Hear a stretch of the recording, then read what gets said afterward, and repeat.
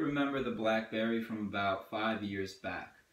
It was a pretty hot smartphone. A lot of people had them.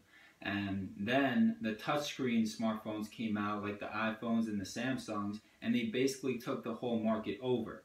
So the reason why we invested in Blackberry in 2015 is because Blackberry made a dramatic change and introduced an Android-powered Blackberry, which has never been done before.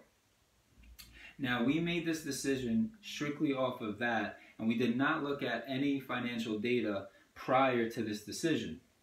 But if we have looked at some financial data, maybe we wouldn't have been so quick to make this investment. Following Warren Buffett's 7 guidelines, the Blackberry almost blows all 7 of the guidelines. The first thing that Warren Buffett wants is an increase in revenue year by year. In 2013, BlackBerry only had $11 million in revenue. In 2014, that dropped down to $6.8 million. Now in 2015, that dropped down to $3.3 million, which is almost half. Every year it almost goes down by half, which is just absolutely terrible. The next thing Warren Buffett wants is for the company to have a lot of cash, but to have low debt. Now, BlackBerry has $3.02 billion in cash and $1.32 billion in debt. Now, comparing the cash to a company like Apple is just funny because Apple has like $60 billion in cash. So it's almost, you just can't compare the two. But the one thing that's satisfying is that BlackBerry has almost twice as much cash as it does debt. So if something were to go wrong, BlackBerry would be able to pay the debt back.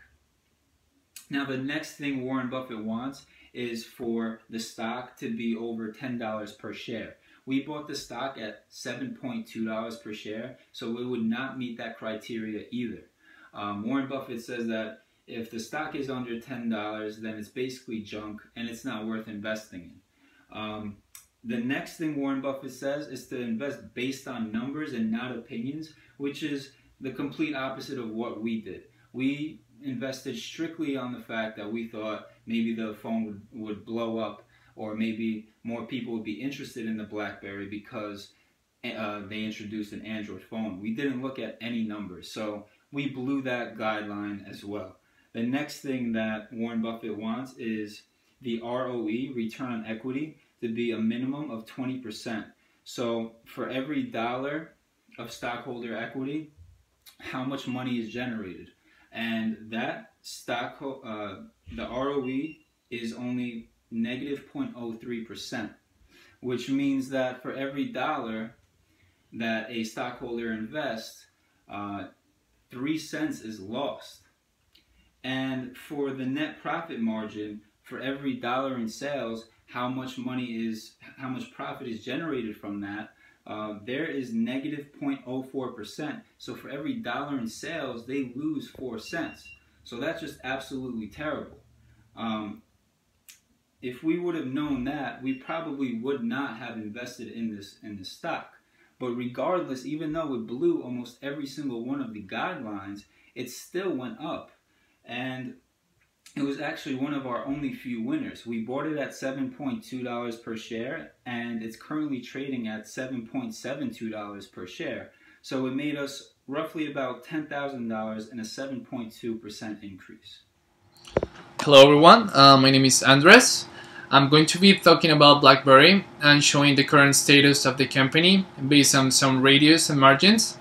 So before I start off, I just want to say that at the time we decided to invest in this company, we do not have so much knowledge on how to invest properly, and that's why the numbers that I'm about to show you don't seem like to be the best, especially if we compare BlackBerry with Apple, which is one of its main competitors.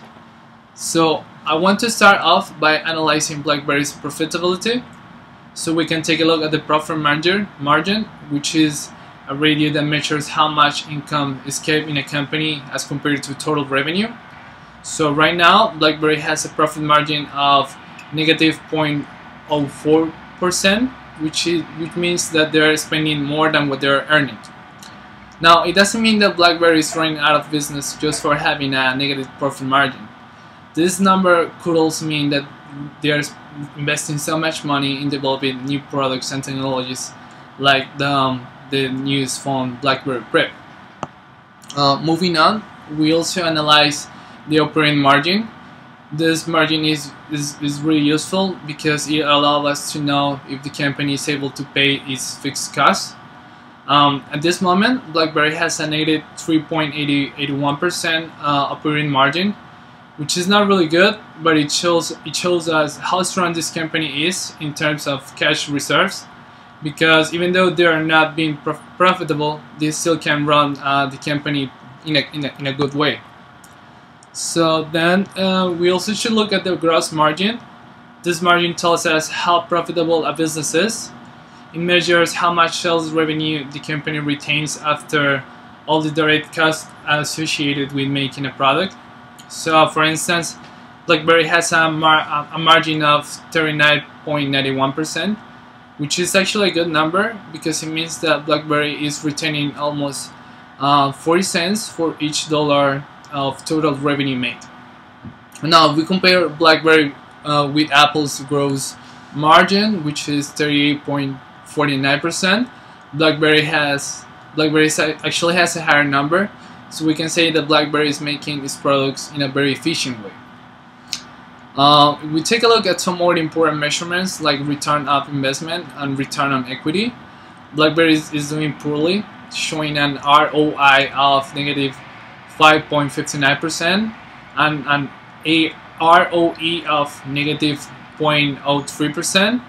So of course nobody likes to deal with these numbers, but because what these ratios essentially mean is that this company is actually losing money. Finally, I would like to talk about the liquidity ratios.